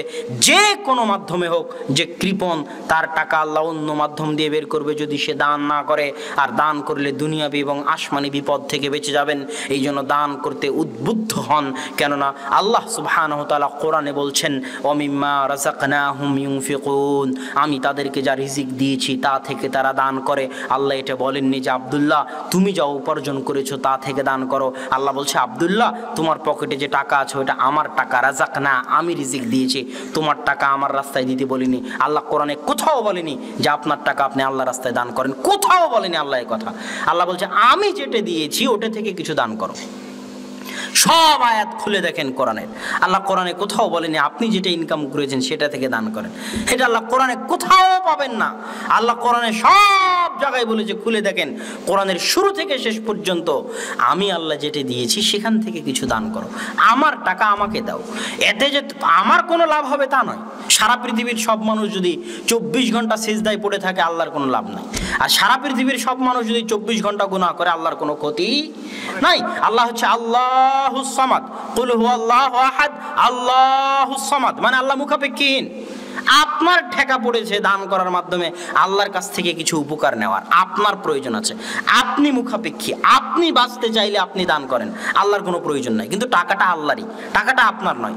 আল্লাহর দেওয়া টাকা আল্লাহকে দিবেন, উপকার আপনার, আল্লাহর কোনো উপকার নাই, আল্লাহর কোনো ক্ষতিও নাই। তো সম্মানিত উপস্থিতি, এই সপ্তম দিনে এই তিনটে কাজ, আকিকা, সুন্দর নাম রাখা এবং স্বর্ণ রৌপ্য চুল সমপরিমাণ আল্লাহর রাস্তায় দান করা, এই তিনটে কাজ হওয়ার পর এবার এই সন্তানকে নিয়ে আপনার দিনকাল যাবে 2.5 থেকে 3 বছর। এই 2.5 থেকে 3 বছর এই সন্তানের জন্য সবচেয়ে গুরুত্বপূর্ণ, সবচেয়ে দামি। এই 2.5-3 বছর সময় এই সন্তান যা দেখবে, যা শুনবে, তা দ্বারা সে প্রভাবিত হবে। আপনি বুঝেন আর না বুঝেন, আপনি মনে করেন সন্তান ছোট, কিছু বুঝে না, কিন্তু আপনাকে জিজ্ঞেস করি, আপনি যে আজকে বাংলা বলতেছেন এটা কোথায় শিখেছেন? কিভাবে, কখন শিখলেন, কেমনে? অটোমেটিক।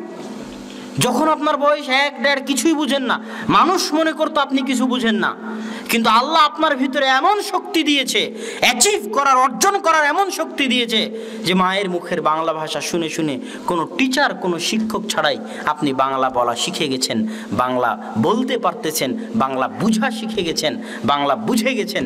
এই ক্ষমতা ওই ছোট্ট শিশুর মধ্যে আছে, সে অর্জন করতে পারে। এই 2.5-3 বছর যদি বাড়িতে টিভি থাকে, এই 2.5-3 বছর যদি সিনেমা চলে বাড়ির টিভিতে, নাটক চলে বাড়ির টিভিতে, মায়ের হাতে যদি, পিতার হাতে যদি অ্যান্ড্রয়েড ফোন থাকে আর সেটার গান বাজিয়ে যদি সন্তানের কান্না থামানো হয়, আছে না নাই? কানতেছে, কি দিয়ে কান্না থামানো হবে? গান দিয়ে। তাহলে হাজার চেষ্টা করলে ওই সন্তান সৎ সন্তান হতে পারে না, বরং এই সন্তান যদি কুসন্তান না হয় তার কোন সন্তান হবে? এই 2.5 থেকে 3 বছরের সময় অনেক সেন্সিয়ার, গুরুত্বপূর্ণ। এই সময় বাড়িকে টিভি মুক্ত রাখতে হবে, সন্তানকে গানের আওয়াজ মুক্ত রাখতে হবে, সিনেমা, ছবি, মোবাইল, অ্যান্ড্রয়েড মোবাইল এগুলো থেকে দূরে রাখতে হবে। মা সন্তানকে নিয়ে কোরআন তেলাওয়াত করবে, বিসমিল্লাহ বলে দুধ খাওয়াবে। যদি বিসমিল্লাহ বলে দুধ না খাওয়ায় তাহলে সন্তানও তার সাথে দুধ পান করবে, এটা আল্লাহর রাসূল বলেছে। বিসমিল্লাহ বলে দুধ খাওয়াতে হবে, সন্তানকে নাস, ফালাক, ইখলাস পড়ে ফু দিতে হবে যেন শয়তানের আসর সন্তানের উপর না হয়। নাস, ফালাক, ইখলাস, আয়াতুল কুরসি ইত্যাদি পড়ে সন্তানকে ফু দিতে থাকতে হবে, বিসমিল্লাহ বলে দুধ খাওয়াতে হবে এবং যাবতীয় অন্যায়, অনাচার, কুকর্ম থেকে সন্তানকেও দূরে রাখতে হবে, সন্তানের মাকেও দূরে থাকতে হবে। সন্তানের মা যদি দূরে না থাকে তাহলে সন্তানের মায়ের প্রত্যেকটা কাজের প্রভাব এই 2.5-3 বছরের সন্তানের উপর পড়বে, কেননা এখনও সন্তান মায়ের বুকের দুধ খাচ্ছে। যেমন 9 মাস 10 দিন মায়ের রক্ত নিয়ে সে বড় হয়েছে, তেমনি 2.5 থেকে 3 বছর মায়ের বুকের দুধে সে বড় হচ্ছে, তাই মায়ের প্রতিটা কাজের প্রভাব তার উপর থাকবে। এবার যখন সন্তানের বয়স 5, 6, 7 হয়ে গেল তখন রাসূল সাল্লাল্লাহু আলাইহি ওয়াসাল্লাম বলতেছেন, ইসলাম তার পরিকল্পনা পেশ করতেছে। ইসলামের পরিকল্পনা আমি শুরু থেকে বলে আসতেছি। ইসলাম এবার যখন 5, 6, 7 বছর হয়ে গেল তখন ইসলাম তার পরিকল্পনা পেশ করতেছে এখন সন্তানকে কি করতে হবে। রাসূল সাল্লাল্লাহু আলাইহি ওয়াসাল্লাম বলছে, মুরু আওলাদাকুম বিসসালাত ওয়া হুম আবনাউ 7 সিনিন, তোমরা তোমাদের সন্তানদেরকে সালাতে নিয়ে যাও, সালাতের আদেশ দাও যখন তাদের বয়স 7 বছর। ওয়াজরিবুহুম, আর তাদেরকে সালাতের জন্য পিটাও, মারো যখন তাদের বয়স 10 বছর। ওয়াফরিকু বাইনা মাযাজিহিন্না, আর তাদের বিছানা পৃথক করে দাও যখন তাদের বয়স 10 বছর। তাদের বিছানা পৃথক করে দাও যখন তাদের বয়স 10 বছর। 10 বছরের বেশি ভাই বোন এক বিছানায়, এক ল্যাপ ক্যাথার নিচে ঘুমাতে পারে না, এটা ইসলামের নিয়ম। আমি বলে যাইনি, আল্লাহর রাসূল বলে গেছেন। 1400 বছর থেকে হাদিসের পাতায় এভাবেই আছে। আবু দাউদ, নাসাই, তিরমিজি। আবু দাউদ হাদিস নাম্বার 495। 1400 বছর থেকে আল্লাহ রাসূলের মুখের কথা এভাবেই হাদিসের পাতায় আছে। 7 বছর বয়স হয়ে গেলে সালাতে নিয়ে যাও, 10 বছর বয়স হলে সালাতের জন্য পিটাও, 10 বছর বয়স হয়ে গেলে বিছানা আলাদা করে দাও, বিছানা পৃথক করে দাও। এটা রাসূল সাল্লাল্লাহু আলাইহি ওয়াসাল্লামের নির্দেশ। এই 5, 6, 7 বছরে আরো কি করবে? আর এক হাদিসে রাসূল সাল্লাল্লাহু আলাইহি ওয়াসাল্লাম এরকম 5, 6 বছরের, 7 বছরের একটা ছোট্ট বাচ্চা বাচ্চাকে বলতেছেন, ইয়া গোলাম সাম্মিল্লাহ, হে ছোট বাচ্চা বিসমিল্লাহ বলে খাদ্য গ্রহণ করো। অকুল বিয়ামিনিক, ডান হাতে খাও। অকুল মিম্মা ইয়ালিক, নিজের পাশ থেকে খাও, প্লেটের চারিদিক থেকে খেও না, নিজের পাশ থেকে খাও, প্লেটের চারিদিক থেকে খেও না, নিজের পাশ থেকে খাও। অকুল মিম্মা ইয়ালিক, এই দুইটা হাদিসকে সামনে রাখলে স্পষ্ট হয় যে 5, 6, 7 বছরের সন্তানকে আদব কায়দা আদর্শ শিখাতে হবে। আর এই আদব কায়দা আদর্শ শিখানোর দায়িত্ব কার? পিতা মাতার। এখানে একটা ফজিলত আপনাকে বলে যায় সব অভিভাবককে। আপনি যদি আপনার সন্তানকে 5, 6, 7 বছরে বাড়ি থেকে বের হওয়ার দোয়া শিখাতে পারেন, বাড়িতে ঢুকলে আসসালামু আলাইকুম বলতে হয় এটা শিখাতে পারেন, বাড়ি থেকে বের হলে আসসালামু আলাইকুম বলতে হয় এটা শিখাতে পারেন, গাড়িতে উঠার দোয়া শিখাতে পারেন, বাথরুমে প্রবেশ করলে, ল্যাট্রিনে প্রবেশ করলে কি বলতে হয় সেটা শিখাতে পারেন, বাথরুম থেকে বের হলে কি পড়তে হয় সেটা শিখাতে পারেন, ঘুমের দোয়া শিখাতে পারেন, ঘুম থেকে উঠার দোয়া শিখাতে পারেন, সালাত কিভাবে আদায় করতে হয় সেটা শিখাতে পারেন, সূরা ফাতিহা সালাতের মধ্যে পড়তে হয় সেই সূরা ফাতিহা আপনি মুখস্থ করাতে পারেন। এই জিনিসগুলো যদি আপনি আপনার সন্তানকে শিখাতে পারেন তাহলে আর সবচেয়ে বড় ফজিলত হচ্ছে আপনার এই সন্তান পৃথিবীতে যতদিন বেঁচে থাকবে ততদিন যা সালাত আদায় করবে তার নেকি আপনি পাবেন, কেননা সালাত তার বাপ মা শিখিয়েছিল। যতদিন এই ছেলে আসসালামু আলাইকুম দিয়ে পৃথিবীর যে বাড়িতে প্রবেশ করবে তাতে জানে কি হবে, সেই নেকির একটা অংশ আপনি কবরে বসে পাবেন। যতদিন এই ছেলে ইসলামী আদর্শের উপর আদব কায়দার উপর চলবে, যখনই চলুক যেদিনই চলুক, যদি আপনি পিতা এবং মাতা হিসেবে তাকে শিখিয়ে থাকেন তাহলে তার নেকির একটা অংশ আপনি পেতে থাকবেন। এই নেকি আপনি গ্রামের মক্তবের শিক্ষককে কেন দিতে যাবেন? এই নেকি আপনি গ্রামের হুজুরকে কেন দিতে যাবেন? মাদ্রাসার শিক্ষককে কেন দিতে যাবেন? এই নেকি আপনি নেওয়ার চেষ্টা করুন। আপনার সন্তান যেন আপনার শিখানো আদর্শ আদব কায়দার উপর মরা পর্যন্ত থাকে, যাতে আপনার শিখানো আদর্শ আদব কায়দার উপর যতদিন থাকবে তার একটা নেকি আপনি কবরে বসে হলেও পেতে থাকবেন। এর চেয়ে বড় সৌভাগ্যের দুনিয়াতে আর কিছু হতে পারে না। এই 5, 6 বছর আপনি সন্তানকে কি শিখাতে পারেন? এই 5, 6 বছর সন্তানের সাথে আপনার কি কি কাজ হতে পারে? এই 5, 6, 7 বছর সর্বপ্রথম সন্তানকে তার সৃষ্টিকর্তার সাথে পরিচয় করিয়ে দিতে হবে। যতক্ষণ একটা মনে করেন কথার কথা আপনার সন্তান হারিয়ে গেল, হারিয়ে যাওয়া সন্তান যতক্ষণ না পিতার সাথে মিলিত হয় ততক্ষণ ওই সন্তান যেমন ছটপট করতে থাকে, ওই পিতা যেমন ছটপট করতে থাকে। যতক্ষণ না তারা পরস্পরে মিলিত হয় ততক্ষণ তারা যেমন ছটপট করতে থাকে, তেমনি দুনিয়াতে আসা আল্লাহর সৃষ্টিজীব যতক্ষণ না আল্লাহর সাথে সম্পর্ক গড়ে তোলে, যতক্ষণ না আল্লাহর সাথে তার যোগাযোগ হয়, যতক্ষণ না আল্লাহর সাথে তার কথা হয়, যতক্ষণ না হাত তুলে দুটো আল্লাহকে ডাকতে শিখে, যতক্ষণ না কপাল সিজদায় আল্লাহর জন্য রাখতে শিখে, ততক্ষণ তার আত্মা ছটপট করতে থাকে। কেননা এখনো সৃষ্টিকর্তার সাথে মিলিত হয়নি, যে সৃষ্টিকর্তার সাথে এখনো পরিচয় হয়নি, যে ততক্ষণ সৃষ্টিকর্তাও এই অপেক্ষায় থাকেন কখন আমার বান্দা ফিরবে, কখন আমার বান্দা আসবে, কখন আমার বান্দা আমার রাস্তায় ফিরবে, আমার দিকে ফিরবে, আমার কাছে ফিরবে, আমার পথে ফিরবে। এই জন্য দুনিয়াতে আসা প্রত্যেক নবজাতক ভূমিষ্ঠ নতুন সন্তানের বুদ্ধি বিবেক হওয়ার পর সর্বপ্রথম কার সাথে সম্পর্ক গড়ে তুলতে হবে? আল্লাহর সাথে। সর্বপ্রথম তাকে পরিচিত করে তুলতে হবে আল্লাহর সাথে, যেন সে কোনোদিন হতবিহব্বল না হয়, ভয় না পায়, আল্লাহকে বুঝতে শিখে, আল্লাহ কোথায় আছে জানতে শিখে, আল্লাহকে ডাকতে শিখে, বিপদ আপদে আল্লাহর কাছ থেকে পানাহ চাইতে শিখে এবং বিপদ আপদে আল্লাহর উপর ভরসা করতে শিখে, শক্ত মজবুত স্থায়ী কঠিন হতে শিখে, পৃথিবীর কাউকে দেখে ভয় না পেতে শিখে, শুধু আল্লাহকে দেখে ভয় পেতে শিখে। এই শিক্ষাগুলো প্রথম শিক্ষা হতে হবে। দ্বিতীয়, আউয়ালু তালিমিন আলা ওয়াজহিল আরজ তুআল্লিমু ওয়ালাদাক হুয়াল কোরআন। আপনি আপনার ছেলেকে ডাক্তার বানান, ইঞ্জিনিয়ার বানান, বিজ্ঞানী বানান, আমার কোনো আপত্তি নাই, যেটাই বানান, তবে আপনার উপর ফরজে আইন, আপনার উপর ফরজে আইন, আপনার উপর ফরজে আইন, আপনার উপর ফরজ। আমি চ্যালেঞ্জ দিয়ে গেলাম, আপনার উপর ফরজ আপনার সন্তানকে সর্বপ্রথম যে শিক্ষা আপনি দিবেন সেই শিক্ষা হবে কোরআনের শিক্ষা। যদি কোরআনের শিক্ষার আগে অন্য কোনো শিক্ষা সন্তানকে দেওয়ার চেষ্টা করেন হারাম হবে। আমি বলে গেলাম, সর্বপ্রথম যে শিক্ষা দুনিয়াতে আসার পর সে পাবে, তাকে যদি কোরআনের শিক্ষা বাদ দিয়ে কিন্ডার গার্ডেনে ভর্তি করেন, তাকে যদি কেজি স্কুলে ভর্তি করেন, এখনও সে কোরআন পড়তে পারে না, এখনও সে কোরআন পড়া শেখেনি, এখনও সে আরবি অক্ষর চেনে না, তাহলে বাপ বেটা উভয় গুনাহগার। এই গুনাহ মরা পর্যন্ত বয়ে বেড়াতে হবে, কিয়ামত পর্যন্ত বয়ে বেড়াতে হবে। যে কোনো মূল্যে, যাই বানান, যে কোনো মূল্যে, মুচি হোক, মেথর হোক, রিক্সা চালক হোক, ভ্যান চালক হোক, যে হোক, রাস্তায় ভিক্ষে করে খাক, তাতেও আপত্তি নাই, কিন্তু সর্বপ্রথম যে জিনিসটা তাকে শিখাতে হবে সেটা হচ্ছে কোরআন পড়তে পারতে হবে। কোরআন পড়তে পারা ছাড়া কোনো মুসলমান এটা কল্পনা করা অনেক কঠিন, অনেক ভয়াবহ। এই জন্য সবার আগে কোরআন পড়া শিখতে হবে, কেননা আমার এবং আপনার হেদায়েতের মাধ্যম হচ্ছে কোরআন। আল্লাহ কোরআনকে বলেছেন হুদাল্লিন নাস। আল্লাহ বলেনি আব্দুল্লাহ তুমি হেদায়েতের মাধ্যম। আব্দুল্লাহ আজকে এসে 10টা মানুষের সামনে বক্তব্য দিবে আর আপনি হেদায়েত হয়ে যাবেন, এটা আল্লাহ বলেননি। আল্লাহ বলছে কোরআন হুদাল্লিন নাস। কি থাকলে মানুষ হেদায়েত হবে? কোরআন থাকলে মানুষ হেদায়েত হবে। আমি আপনাকে হেদায়েত করতে পারতেছি, আমার কথা শুনে আপনি হেদায়েত হচ্ছেন কেন? আমার কথার মধ্যে কোরআন আছে তাই, আমার কথার মধ্যে কোরআনের কথা আছে তাই, আমার কথার মধ্যে আল্লাহর কথা আছে তাই, আমি মাধ্যম মাত্র।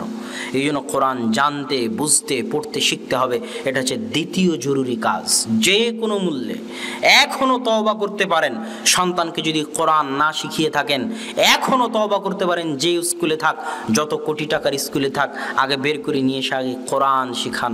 কোরআন শিখানোর পর আবার কোথায় অক্সফোর্ড বিশ্ববিদ্যালয়ে পড়াবেন কিনা সেটা আপনার ইচ্ছা, তাতে ইসলামের কোনো বাধা নাই, কিন্তু কোরআনের শিক্ষা, কোরআনের জ্ঞান তার কাছে অবশ্যই থাকতে হবে। 3 নাম্বার কাজ আপনি কি করবেন? 3 নাম্বার কাজ হচ্ছে 5, 6, 7 বছরের এই সন্তান 18-20 বছর বয়স না হওয়া পর্যন্ত তাকে শুধু আপনি 5টা মৌলিক অধিকার দিবেন। এই 5টা মৌলিক অধিকারের বাইরে কোনো অধিকার তাকে দিতে যাবেন না। 5টা মৌলিক অধিকার কি? অন্ন, বস্ত্র, শিক্ষা, চিকিৎসা, বাসস্থান। অন্ন মানে খাবার, কি খাবে সেই খাবার দিবেন। বস্ত্র মানে কি পরবে সেই পরা দিবেন। শিক্ষা, কোথায় শিক্ষা নিতে হবে, সেখানে কি খরচ, সেই খরচ বহন করবেন। চিকিৎসা, অসুখ বিসুখ হলে কি খরচ করতে হবে সেই খরচ বহন করবেন। বাসস্থান, কোথায় থাকবে সেই থাকার জায়গার ব্যবস্থা করবেন।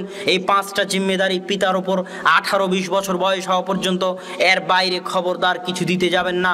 এর বাইরে যদি ছেলে বলে আব্বা 5A+ পেয়েছে, আমাকে একটা মোবাইল কিনে দাও, আর আপনি যদি মোবাইল কিনে দেন তাহলে আপনি অযোগ্য পিতা। আমার দৃষ্টিতে নয়। আপনি ফেসবুকের প্রতিষ্ঠাতা জুকারবার্গের সাক্ষাৎকার পড়েন, প্রথম আলোতে সার্চ দিয়ে, গুগলে সার্চ দিয়ে পড়েন।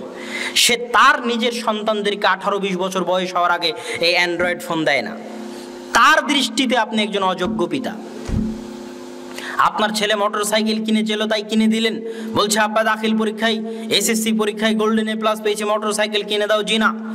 18-20 বছর বয়স হওয়ার আগ পর্যন্ত, ব্যক্তিত্ব, ভারাত্ম, পার্সোনালিটি আসার আগ পর্যন্ত এই 5টা অধিকারের বাইরে কোনো অধিকার, কোনো সুযোগ সুবিধা অতিরিক্ত আকারে সন্তানকে দিতে যাবেন না। সন্তান পথ ভ্রষ্ট হয়ে যাবে, সন্তানকে সঠিক রাস্তায় ধরে রাখতে পারবেন না। 4 নাম্বার কাজ কি করবেন? সন্তানকে টম জেরির কার্টুন, টিভির কার্টুন, আগডুম বাগডুম গল্প, নটন নটন পায়রাগুলি কবিতা, কুমির বানরের গল্প, এই জাতীয় আলতু ফালতু কার্টুন, আলতু ফালতু গল্প তুলুন। সন্তানকে নবীদের কাহিনী শোনান। ইব্রাহিম আলাইহিস সালাতু ওয়াস সালামকে আগুনে নিক্ষেপ করা হলো, কিভাবে আগুন থেকে বের হয়ে আসলেন। মুসাকে সমুদ্রে ফেলে দেওয়া হলো, তারপরে কি ঘটলো। মুসার শত্রুর বাড়িতে আল্লাহ মুসাকে লালন পালন করলেন, তারপরে কি হলো। ইউসুফকে কুয়া থেকে বের করে রাজার বাড়ি হয়ে, ইউসুফকে অপবাদ দিয়ে জেলখানায় দিয়ে, জেলখানা থেকে মুক্ত করে মন্ত্রী বানিয়ে আল্লাহ ইউসুফের পিতার চক্ষু ফিরিয়ে দিলেন। এই যে নবী রাসূলদের যে কাহিনী আছে, এই নবী রাসূলদের কাহিনী সন্তানকে শোনান। এই কাহিনীগুলো তাকে পড়ান, তাকে শোনান, তাকে বলেন। এই কাহিনীগুলো মরা পর্যন্ত তার মনে, তার হৃদয় স্পটে এঁকে থেকে যাবে এবং তাকে সৎ আদর্শবান হতে সাহায্য ও সহযোগিতা করবে। 5 নাম্বার কি প্রয়োজন? তার সামনে একজন ব্যক্তিত্ববান পিতার প্রয়োজন। ব্যক্তিত্ববান পিতা মানে যে পিতা তার সন্তানকে কন্ট্রোল করতে পারে না, সে ব্যক্তিত্ববান পিতা নয়। ব্যক্তিত্ববান পিতা কাকে বলবে দেখবেন, 1 মিনিট দেখেন ব্যক্তিত্ববান পিতা কাকে বলে। বেশি সময় নিব না, আমারও সময় শর্ট, কেননা আব্বু আটমলে আছে, এখান থেকে প্রোগ্রাম শেষ করে আব্বুকে ওখান থেকে নিয়ে তারপরে রাজশাহী যেতে হবে, এই জন্য আমিও সময় বেশি নিব না। তবে একজন ব্যক্তিত্ববান পিতার একটা উদাহরণ দেখেন। সফরে আছে রাসূল সাল্লাল্লাহু আলাইহি ওয়াসাল্লাম, আল্লাহ রাসূলের সাথে আছে তার স্ত্রী আয়েশা রাদিয়াল্লাহু তাআলা আনহা। সফরে আয়েশা রাদিয়াল্লাহু তাআলা আনহার হার হারিয়ে গেছে, গলার স্বর্ণের মালা হারিয়ে গেছে, এই জন্য কাফেলা রওনা হতে পারতেছে না। আবু বকর রাদিয়াল্লাহু তাআলা আনহু জিজ্ঞেস করলেন, কি কাহিনী, কেন তোমরা বের হচ্ছ না, কেন তোমরা রওনা হচ্ছ না?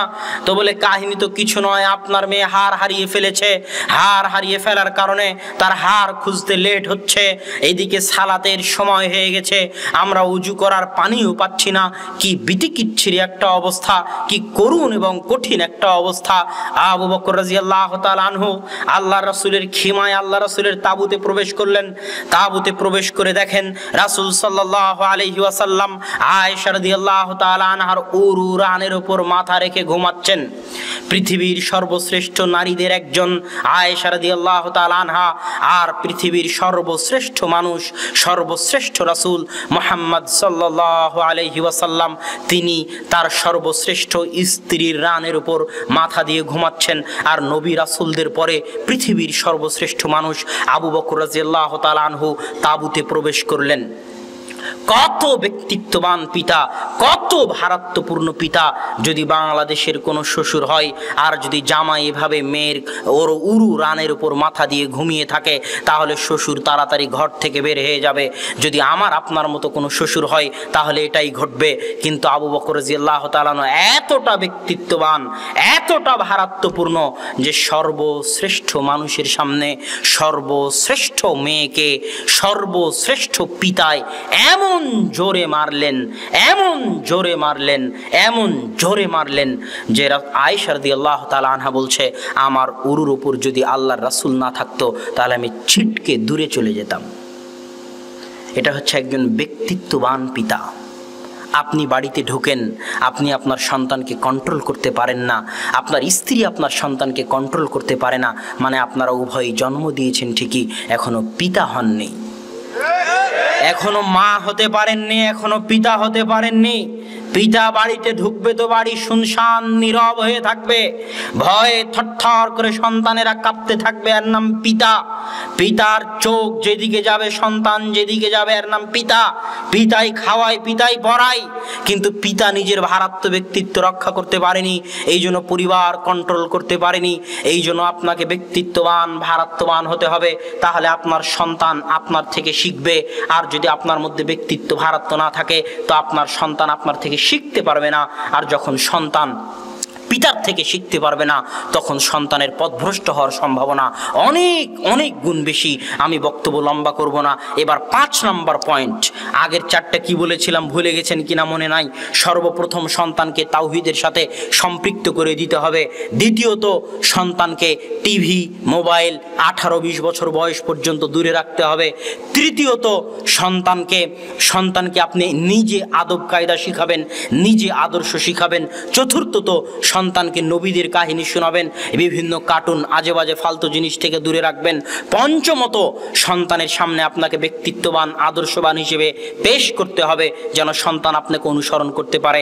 ষষ্ঠত সন্তান যদি এই গাবতলির বাজারের রাস্তা চিনতে পারে, সন্তান যদি সিনেমার টিকিট কোথায় পাওয়া যায় সেই রাস্তা চিনতে পারে, সন্তান যদি বিপিএলের জুয়া কোথায় হয় সেই রাস্তা চিনতে পারে, সন্তান যদি মিষ্টির দোকান কোথায় সেই রাস্তা চিনতে পারে, কোন বাড়িতে টিভি আছে সেই বাড়িতে কিভাবে যাওয়া যায়, কয়টার দিকে টিভিতে অনুষ্ঠান আছে সেটা মনে রাখতে পারে, তাহলে সন্তানকে অবশ্যই মসজিদের রাস্তাও চিনাতে হবে। মসজিদের সাথে সম্পর্ক ছাড়া আদর্শ সমাজ, আদর্শ পরিবার, আদর্শ সন্তান গড়ে উঠতে পারে না। 1 মিনিট আপনাকে আমি দেখাই। আল্লাহ সুবহানাহু তাআলা তার নবী ইব্রাহিমকে বলতেছে, ইব্রাহিম মানে কে জানেন? আবুল আম্বিয়া, সকল নবীর পিতা। ইব্রাহিম আলাইহিস সালাতু ওয়াস সালামের পরে কিয়ামত পর্যন্ত মুহাম্মদ সাল্লাল্লাহু আলাইহি ওয়াসাল্লাম পর্যন্ত যত নবী এসেছে সকল নবীর পিতা হচ্ছে ইব্রাহিম আলাইহিস সালাতু ওয়াস সালাম। তো ইব্রাহিম আলাইহিস সালাতু ওয়াস সালামকে লক্ষ্য করে আল্লাহ সুবহানাহু ওয়া তাআলা বলতেছে ওয়া তাহহির বাইতিয়া লিত-তাইফিন। ইব্রাহিম তাকান এইদিকে, বক্তব্য শেষের দিকে চলে এসেছি, মনোযোগ বক্তব্যের প্রতি রাখেন। ইব্রাহিমের মতো এত মহান নবীকে, যিনি সকল নবীর পিতা, ইব্রাহিমের পরে আর কোন নবী আসেনি যে নবীর পিতা ইব্রাহিম নন। ইব্রাহিমের পরে আর কোন নবী আসেনি যে নবীর পিতা ইব্রাহিম নন। সেই ইব্রাহিম আবুল আম্বিয়া, নবীদের পিতাকে লক্ষ্য করে আল্লাহ বলতেছে ইব্রাহিম তোমরা বাপ বেটা মিলে, বাপ বেটা মিলে মানে কে কে? ইব্রাহিম আর ইসমাইল, তোমরা বাপ বেটা মিলে তাহহির বাইতিয়া, কাবা ঘর ঝাড়ু দাও। ইব্রাহিম তোমরা বাপ বেটা মিলে কাবা ঘর মুছো। ইব্রাহিম তোমরা বাপ বেটা মিলে কাবা ঘর পরিষ্কার করো। ইব্রাহিম তোমরা কাবা ঘরের খাদেম। আজকের সমাজে আপনার মসজিদের খাদেম মনে করছেন সবচেয়ে নিম্নমানের, সবচেয়ে কম দামের চাকরির, যে গ্রামের চেয়ারম্যান মেম্বার ওই খাদেমকে গিয়ে ধমক দিবে, খাদেমের সাথে খারাপ ব্যবহার করবে। আল্লাহ ইব্রাহিমকে বলতেছে ইব্রাহিম তোমরা বাপ বেটা মিলে কাবা ঘর মুছো। ইব্রাহিম মানুষ যে নাকের পোটা ফেলে যাবে, সিগান ফেলে যাবে, ওই সিগান ইব্রাহিম তুমি পরিষ্কার করো।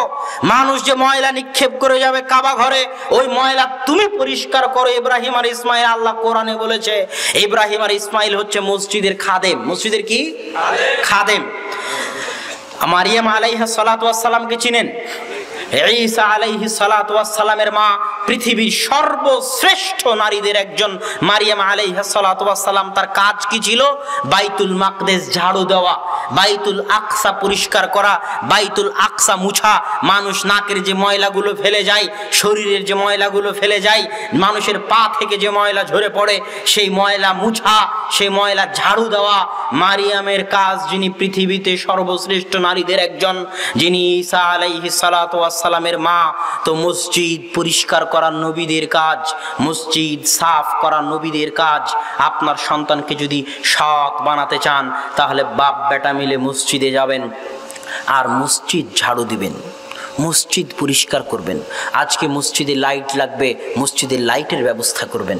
ওই চাদরটা, যে মাদুরটা পাড়া আছে ওটা ময়লা হয়ে গেছে, এটা ধুতে হবে।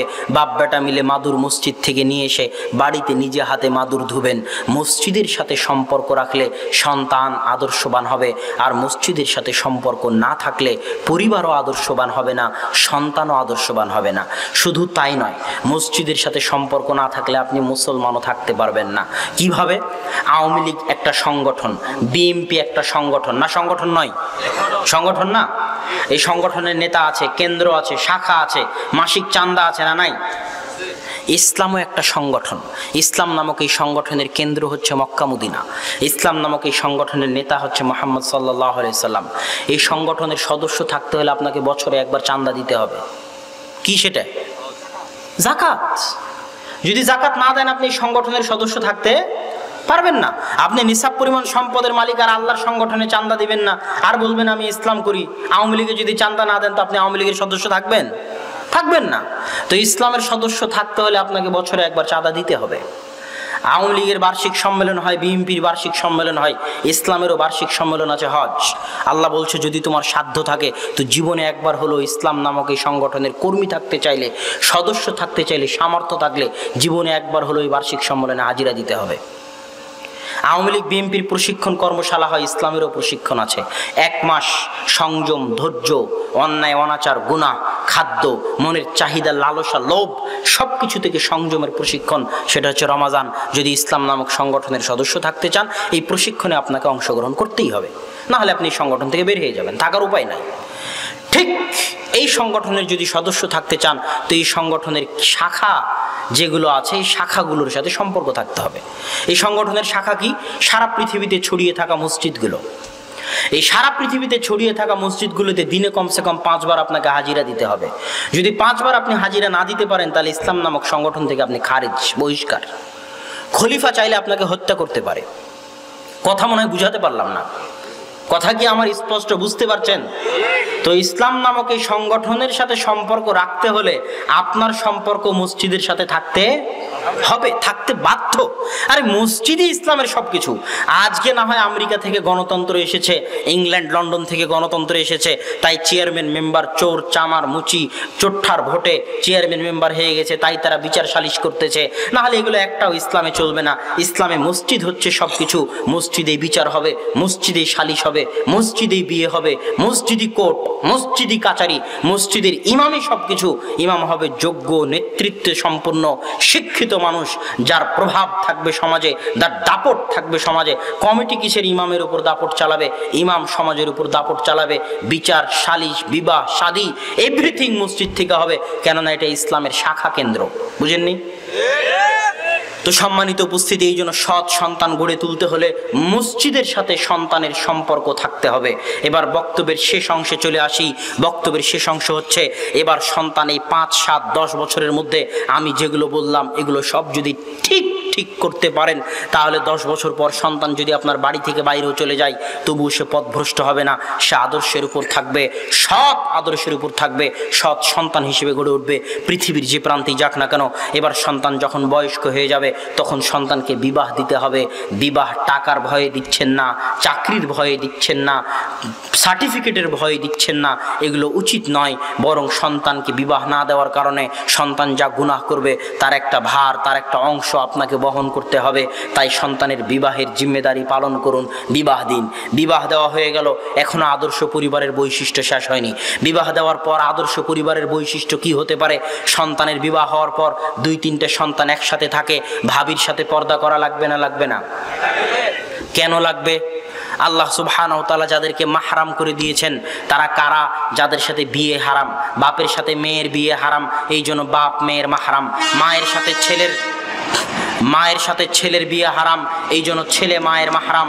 কিন্তু আপনার ভাই যাকে বিয়ে করেছে, আপনার ভাই আজ যদি তাকে তালাক দেয়, ইদ্যত পালনের পর আপনি তাকে বিয়ে করতে পারবেন। বুঝতে পারেননি মনে হয়। আপনার চাচা যাকে বিয়ে করেছে, আপনার চাচা যদি তালাক দেয়, আপনি ইদ্যত পালনের পর আপন চাচিকে বিয়ে করতে পারবেন। আপনার মামা যাকে বিয়ে করেছে, আপনার মামা যদি আপনার মামিকে তালাক দেয়, ইদ্যত পালনের পর আপনি বিয়ে করতে পারবেন। এই জন্য যাদের সাথে বৈবাহিক সম্পর্ক জায়েজ, তাদের থেকে পর্দা রক্ষা করতে হবে। পর্দার মধ্যে আত্মমর্যাদা আছে, পর্দার মধ্যে আত্মসম্মান আছে। আর যার মধ্যে পর্দা নাই তার মধ্যে দিয়াতা আছে। দিয়াতা মানে বুঝেন? শুকুর হচ্ছে দায়ুস। শুকুরের মধ্যে দিয়াসা আছে, শুকুর হচ্ছে দায়ুস। শুকুর কি করে? শুকুর আর এক শুকুরের পিছন থেকে, পার্শ্ব দেশ থেকে, পশ্চাৎ দেশ থেকে চেটে গু খায়। এটা শুকুরের স্বভাব। এই জন্য যারা শুকুরের গোস্ত খায়, যাদের রক্তে শুকুরের রক্ত থাকে, তাদের সামনে যদি, তাদের ছেলে মেয়ে বউয়ের সামনে আর একজন যদি জেনাও লিপ্ত হয় প্রকাশ্যে, তবুও কোনো প্রতিক্রিয়া তার শরীরে হয় না। কেননা তার শরীরে শুকুরের রক্ত প্রবাহিত আছে। সে এখন দায়ুস হয়ে গেছে, তার মধ্যে আত্মমর্যাদা নাই, আত্মসম্মান নাই। আর যে মোহরানা দিয়ে বিয়ে করেছে, যার রক্তে শুকুরের রক্ত নাই, যার রক্ত পুজ হয়ে যায়নি, যে এখনো মনে করে সে মুসলমান, আর মোহরানা দিয়ে বিয়ে করেছে, নিজের বউকে নিজে খাওয়ায়, নিজের মেয়েকে নিজে খাওয়ায়, তার বউ তার মেয়ে যদি পর্দা না করে, আর এটা যদি তাকে একটুকু সহ্য না হয়, একটুকু কষ্ট না হয়, তাহলে সে এখনো আদর্শবান আত্মমর্যাদা সম্পূর্ণ পুরুষ হতে পারেনি। এই জন্য বাড়িতে পর্দার হেফাজত করতে হবে। কেননা রাসূল সাল্লাল্লাহু আলাইহি সাল্লাম বলেছেন, লা ইয়াদখুলুল জান্নাতা দায়ুস জান্নাতে প্রবেশ করবে না। যে বাড়িতে পর্দা রক্ষা করতে পারে না সে জান্নাতে প্রবেশ করবে না। যে বাড়িতে পর্দা রক্ষা করতে পারে না সে জান্নাতে প্রবেশ করবে না। এবার তারপরের কাজ কি হবে? বিবাহ শাদী দিয়ে দিয়েছেন। বিবাহ শাদীর পর বাড়িতে 2 ভাই মিলে থাকে। এখন পরিবার কোনটা? পরিবার আপনার পরিবার আপনার ভাইয়ের পরিবার নয়। ভাইয়ের পরিবার আলাদা, আর এক ভাইয়ের পরিবার আলাদা। আপনি, আপনার স্ত্রী, আপনার ছেলে মেয়ে এবং আপনার বাপ মা এক পরিবার। 2 ভাই মিলে কোনোদিন এক পরিবার নয়। এই জন্য 2 ভাই একসাথে থাকার যে চিন্তা, এই চিন্তা ইসলাম সমর্থন করে না। বিবাহের পর সবাই আলাদা আলাদা, এটাই ইসলাম সমর্থন করে। সবার পরিবার আলাদা, এটাই ইসলাম সমর্থন করে। এটাও আদর্শ পরিবারের বৈশিষ্ট্য, একটি ইসলামী পরিবারের বৈশিষ্ট্য। কেননা পিতামাতাই আপনার জান্নাত, পিতামাতাই আপনার জাহান্নাম। পিতামাতা যদি দোয়া করে দিয়ে যায়, সন্তুষ্ট থেকে যায়, আপনি তো বাঁচবেন, আপনার 14 পুরুষ বাঁচবে পরবর্তী। আপনার পরবর্তী 14 পুরুষ পিতামাতার দোয়ায় বাঁচবে।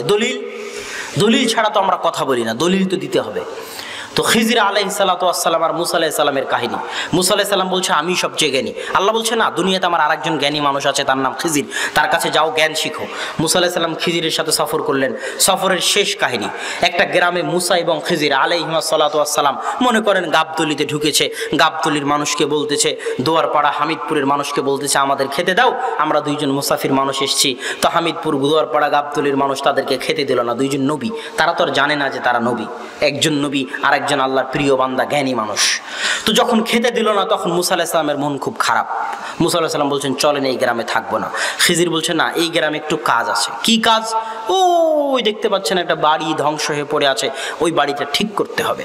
দুইজন মিলে মিস্ত্রি, যোগালি আর ওই লেবার, দুইজনই মিস্ত্রি, লোবার, যোগালি সব কিছু হয়ে ইট মাটি ঢেল কেটে দুইজন মিলে বাড়িটাকে হেফাজত করে তৈরি করে দিলেন।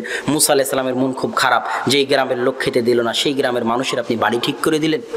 তো খিজির আলাইহিস সালাতু ওয়াস সালাম উত্তরে বলতেছে আপনি জানেন না, খানা আবাওয়াহুমা সালিহা, যাদের বাড়ি ঠিক করে দিলাম তাদের বাপ মা সৎ ছিল। বুঝাতে পারিনি। ওই দুই এতিমের সন্তানের সম্পদ হেফাজতের জন্য আল্লাহ নবী পাঠালেন। দুই এতিমের সন্তানের সম্পদ হেফাজতের জন্য আল্লাহ কাকে পাঠালেন? নবী পাঠালেন। কেন? ওই দুই এতিম সন্তানের বাপ মা সৎ ছিল, তাদের দোয়া ছিল, তাদের দোয়ার এত জোর, এত শক্তি যে আল্লাহ নবী পাঠিয়ে তাদের সম্পদ হেফাজত করলেন। বাপ মাকে যদি সন্তুষ্ট রাখতে পারেন, আপনি তো বাঁচবেন, আপনার 14 পুরুষ পরবর্তী বংশধরও বাঁচবে। এই জন্য আদর্শ পরিবারের আরেকটা বৈশিষ্ট্য হচ্ছে বাপ মাকে সন্তুষ্ট রাখতে হবে, বাপ মায়ের সাথে ভালো ব্যবহার করতে হবে। এবার একটা আদর্শ পরিবারের দিন কেমন হতে পারে এটা বলে বক্তব্য শেষ করে দেবো। আদর্শ পরিবারের দিন শুরু হবে ফজরের সালাত দিয়ে। ফজরের সালাতে বাপ হোক ভাই হোক সবাই সবাইকে ডাকবে, একজন যাবে আর একজন যাবে না, এটা হতে পারে না। সবাই সবাইকে ডেকে মসজিদের সাথে সম্পর্ক থাকবে, মসজিদে যাবে। ফজরের সালাতের পরে ঘুমানো যাবে না, ফজরের সালাতের পরে ঘুমালে বরকত উঠে যায়, রুজিতে বরকত থাকে না। আল্লাহ রাসূল বলছেন ইন্নাল্লাহা জাআলা লিহাযিহিল উম্মাতা আল বারাকাতা ফি বুকুরিহা, আল্লাহ আমার উম্মতের জন্য বরকত রেখেছেন ফজরে।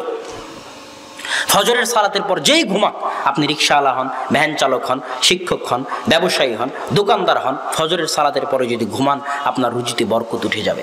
ইবনুল কাইয়িম রাহিমাহুল্লাহ